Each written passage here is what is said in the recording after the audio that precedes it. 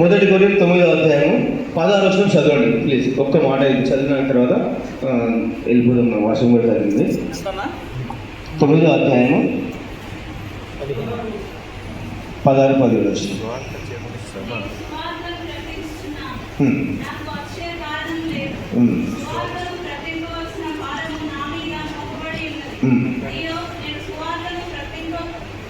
అయ్యో నేను సువార్త ప్రకటించకపోతే నాకు శ్రమ.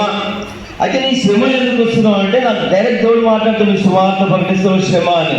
మరి నేను ఎప్పుడైతే నేను నా ఫ్యామిలీ ద్వారా నేను నిర్ణయించుకున్న నా భార్యకి చెప్పిన సువార్త ప్రకటించడం రామ్మ అంటే ఆమె చెప్తే కొంచెం వెళ్ళలేదు. అయితే ఈ మధ్యలో దేవుడు ఆయన సంపూర్ణత చిత్తంలో నెరవేరుస్తున్నాడు. మరి ఇది నేను కాదు నా ఫ్యామిలీతో సంతోషంగా సువార్త ప్రకటిస్తున్నాను.